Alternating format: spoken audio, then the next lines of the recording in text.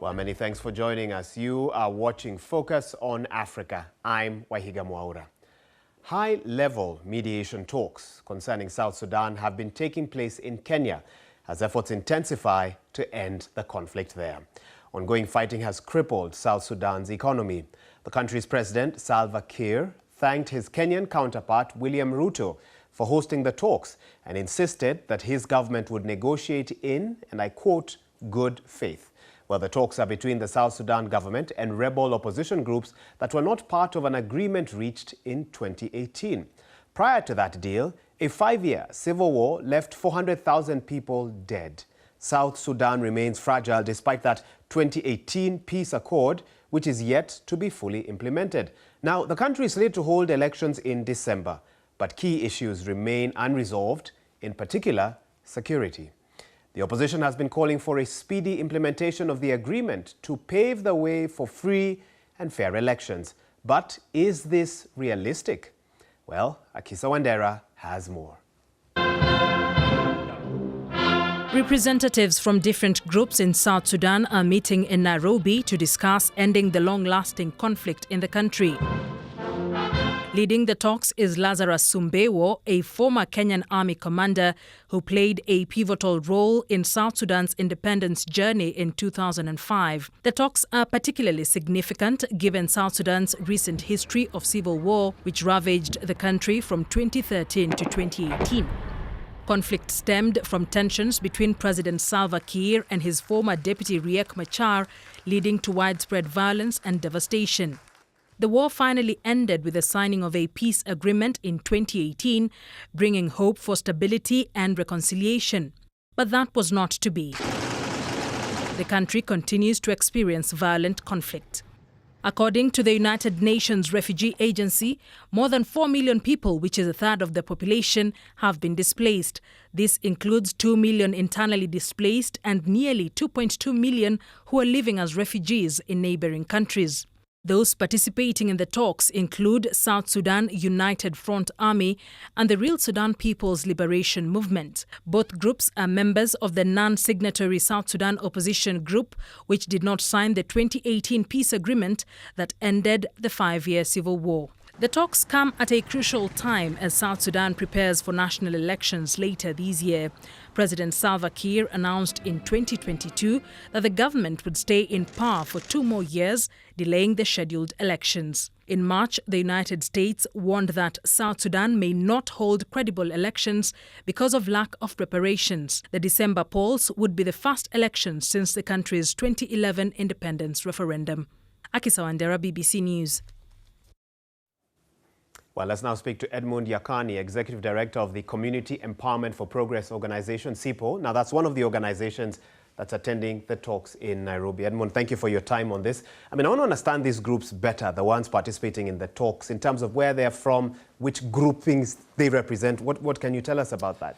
These particular groups are groups that walk out in 2018 agreement when the agreement was revitalized in Addis, and they disowned to sign the agreement. And they established themselves, they call themselves as holdout groups or non-signatory to the revitalized peace agreement. They are led by some few renowned politicians in South Sudan, like Pagana Mom, who is known as a former SPLM secretary. You have General Stephen Boy, who was by then one of the renowned commander on the ground, and former Chief of Staff Paul Malong, and others. And also somebody like Thomas Cirillo, who was by then the Director for Logistics in our Ministry of Defense, who decided not to attend these talks in Nairobi because he believed his safety and security in Nairobi is not good. And one of them is called Emmanuel Ajawin, who walked away from Addis and established a group. So these 2 groups have not attended, but the other first 3 I've mentioned have attended the talks in Nairobi. Why did they decline to take part in the 2018 peace talks that led to that first deal?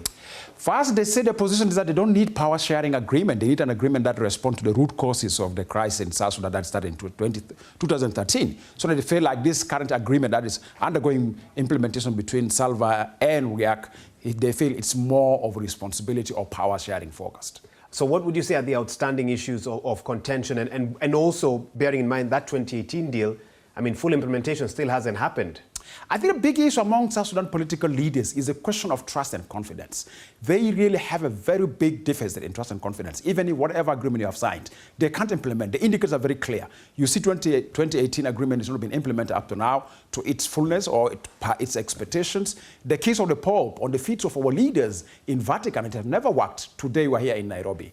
And His Excellency President William Ruto is trying. And I hope Lazarus Simboyo, who was really an architect behind the Comprehensive Peace Agreement, is a chief mediator for this process. We hope that the wisdom of Lazarus Simboyo can work out and can make our leaders build trust and confidence to pave a way that they can transition the country from violence to peace. So you have scenarios where you have some groups that signed a deal in 2018, full implementation hasn't happened. Other groups walked out, want a different deal altogether. How has this manifested in the governance of the country? This manifested a lot of challenge in the governance of the country. So you come to realize that those groups which signed 2018 agreement are having accusation towards each other that we are not seeing any commitment or any political will to implement the agreement in terms of commitment to transparency, accountability, questions of transitional justice. It means making sure that at least the people who are perpetrators are held accountable who commit human rights. Now you have these groups which walk away, blame them, and they realize that these groups who are in the government, which is mainly led by His Excellency President Salva and Riek Machar, have not implemented. Now they are in Nairobi again. They are negotiating an agreement. Still, this will not help in a quick transition of violence in South Sudan. So what is required is that the leaders, until they gain trust and confidence by saying enough is enough, let's put all our personal grievances down, our interest to power, let's give chance for the citizens of South Sudan to decide who should be their leaders, then the governance may be democratic. Well, with the issues that you've raised and the number of parties that are involved, is there a chance for a workable deal from the Nairobi talks before the elections in December? If the leaders in Nairobi, per the body language yesterday, they saw during the launch of the Nairobi peace talks in front of His Excellency President William Ruto and other African presidents and President Salva, if that body language continue, yes, we should expect a deal. But the deal will be totally political integration of this particular group in Nairobi into the peace deal, because the principle is that the 2018 peace deal is not open for other renegotiation. So they have to be accommodated. So it's a political integration agreement. I mean, even as we talk about this, Riek Machar, for example, asked for a further postponement of the election, saying more talks need to happen. Does the political class want the elections to happen? Do you get that sense? Is there that strong political will? Yes, if you hear from the interest of the president and his group, His Excellency President Salva, he needs elections to go as per schedule, which will take place December this year. And let me tell you, on the ground right now, the forces are not unified. As we speak now, voter registration have not yet started. As we speak now, ballot boxes have not been printed. As we speak now, there's no civic education, no voter education. So the challenges on the pathway towards December is really huge, and that's why His Excellency First Vice President Riek Machar is demanding for an extension. But citizens are demanding they need to go for ballot boxes.